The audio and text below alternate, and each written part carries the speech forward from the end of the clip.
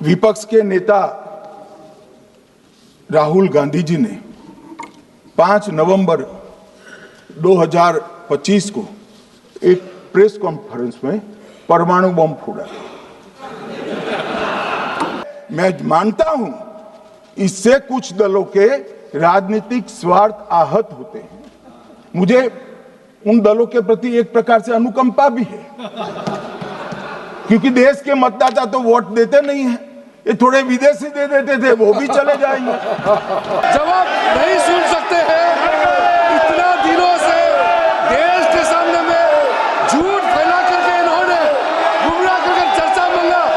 आज गृह मंत्री जी एक एक बात का जवाब दे रहे हैं। ये भाग गए, डर गए, सुन भी नहीं सकते ये।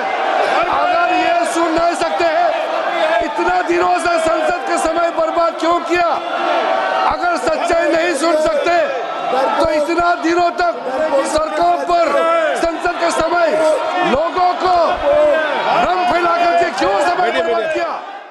माननीय अध्यक्ष जी, इस विषय पर चर्चा के लिए सत्र की शुरुआत में 2 दिन गतिरोध भी हुआ। इससे एक प्रकार की गैर समझ, गलत धारणा जनता के बीच में पड़ी कि हम लोग ये चर्चा नहीं चाहते। माननीय अध्यक्ष जी, मैं स्पष्ट करना चाहता हूं, संसद ये देश का चर्चा का सबसे बड़ा पंचायत है और हम भाजपा वाले, एनडीए वाले चर्चा से कभी नहीं भागते हैं। कोई भी मुद्दा हो, संसद के नियमों के अनुसार चर्चा के लिए हम तैयार रहते हैं।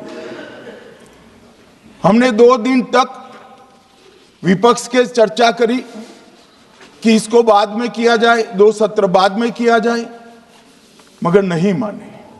हमने हाँ भर दी। मेरा दायित्व है मान्यवर कि हमने क्यों ना बोली थी।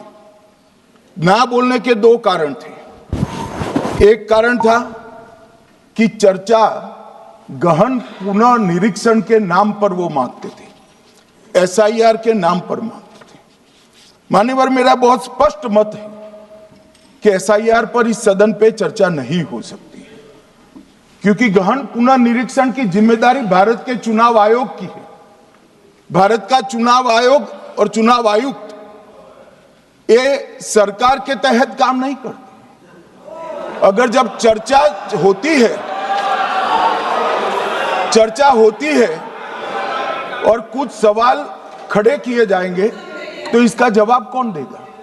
मान्यवर, जब उन्होंने कहा कि हम चुनाव सुधार पर चर्चा करने के लिए तैयार है, हम तुरंत मान गए और आज चुनाव सुधार पर ही चर्चा हुई। मान्यवर, इस एसआईआर पर, गहन पुनर्निरीक्षण पर एक तरफा 4 महीने से झूठ फैलाया और देश की जनता को गुमराह करने का प्रयास किया।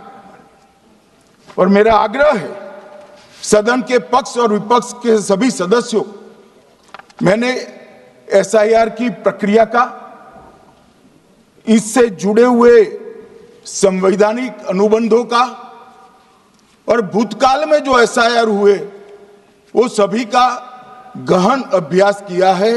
मैं आज आपके माध्यम से इस सदन को और सदन के माध्यम से पूरे देश की जनता को जो झूठ विशेषकर कांग्रेस पार्टी द्वारा फैलाया गया है, वो झूठ का मेरे तर्कों के हिसाब से जवाब देना चाहता हूं। 325 जो अनुच्छेद है वो किसी भी पात्र मतदाता को मतदाता सूची से बाहर नहीं रखा जाता, इसका प्रावधान करता है। मगर 326 एक गहन पुनर्निरीक्षण के लिए, एसआईआर के लिए बहुत महत्वपूर्ण है।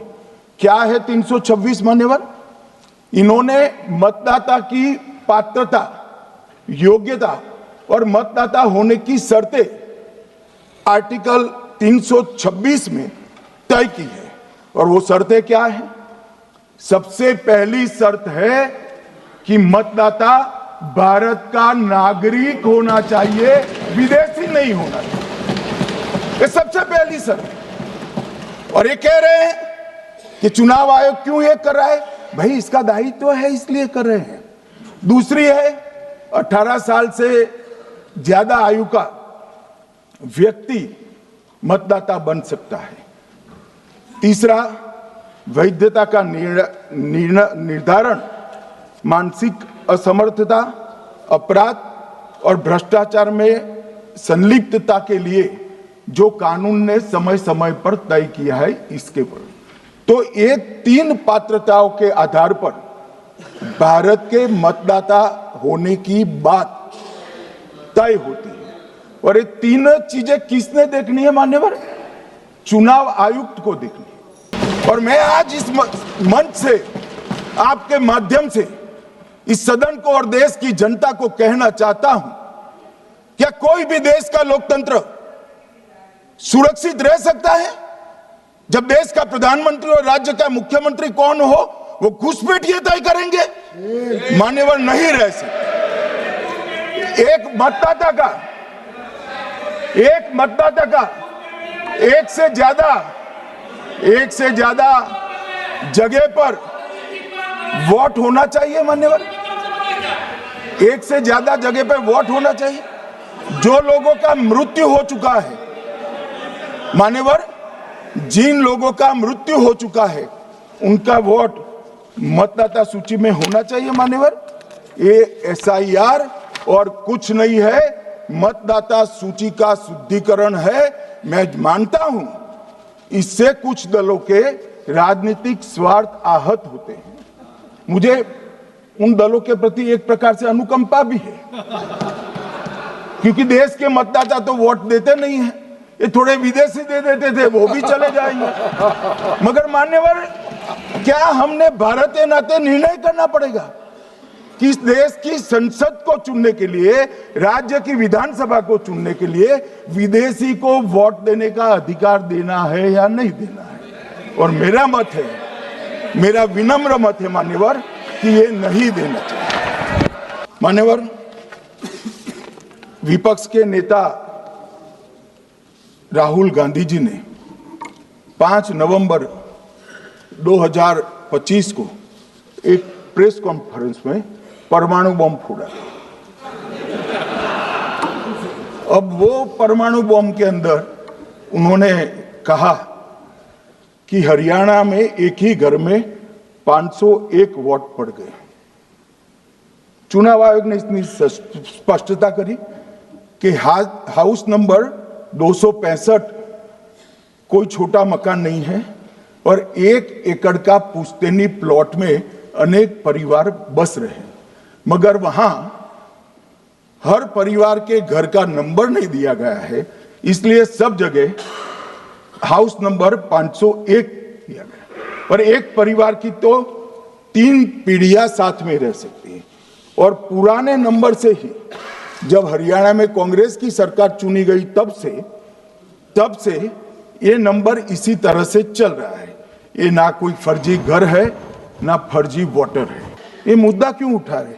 मूल मुद्दा है अवैध घुसपैठियों को मतदाता सूची में रखने। इन लोगों ने मान्यवर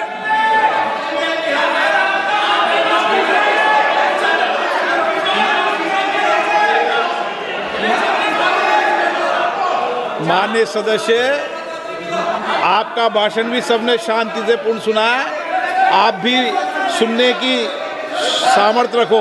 नहीं, आप सुनने की सामर्थ्य रखो। नो, प्लीज बैठिए, प्लीज बैठिए, सुनो, पूरा भाषण सुनो। आप जब बोलते हैं तो इधर भी सुनते हैं, आप भी इधर भी बोलते हैं, इधर सुने। गृह मंत्री इलेक्शन रिजल्ट के लिए बात बोलता सर।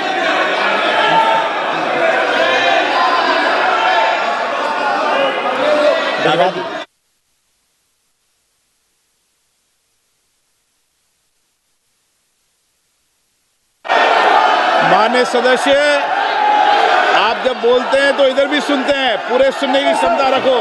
सर ये लोग डर गए हैं, जवाब नहीं सुन सकते हैं।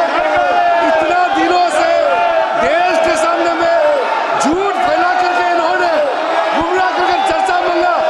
आज गृह मंत्री जी एक एक बात का जवाब दे रहे हैं, ये भाग गए, डर गए, सुन भी नहीं सकते ये। अगर ये सुन नहीं सकते हैं, इतना दिनों से संसद के समय बर्बाद क्यों किया? अगर सच्चाई नहीं सुन सकते तो इतना दिनों तक सड़कों पर संसद के समय लोगों को रंग फैला करके क्यों समय बर्बाद किया? ये दिखा रहे, हमको मालूम था ये भागने वाले हैं। सच्चाई को सुनना चाहिए, सच्चाई को सुनना चाहिए। और जब सच्चाई सामने में आया तो डर गए, सुनने का कैपेसिटी तक नहीं है और इतना गुमराह किया।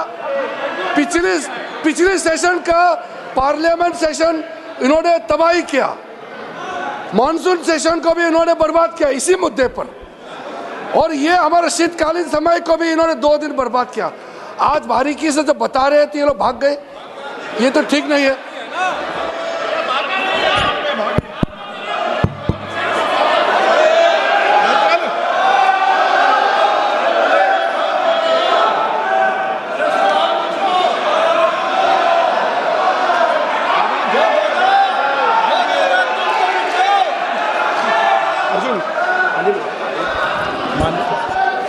मान्यवर, ये 200 बार भी बहसकार करेंगे, एक भी अवैध घुसपैठियों को इस देश में हम वोट नहीं देंगे।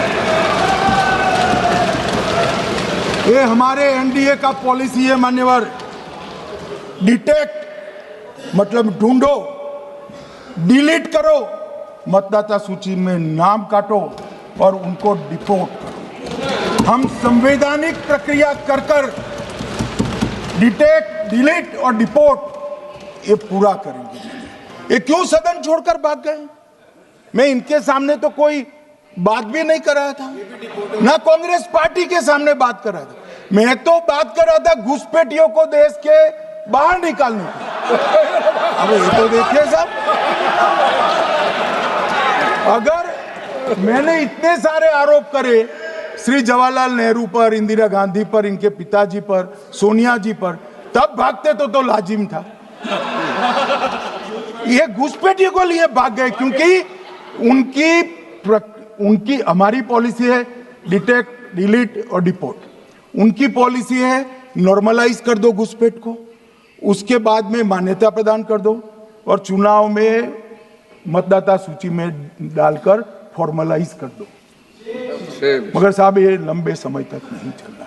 मैं मेरे मन से मानता हूँ, मेरे पार्टी के सिद्धांत तो है ही, मगर मैं मानता हूँ कि जनसांख्यिकी में इतना बड़ा परिवर्तन देश के लिए बहुत बड़ा खतरा है। यह देश एक बार जनसांख्यिकी के आधार पर बढ़ चुका है और हम नहीं चाहते कि आने वाली पीढ़ी ये देश के भी बंटवारे दिखे। इसलिए ये बहुत जरूरी है कि इस देश से घुसपैठ को रोकना पड़ेगा।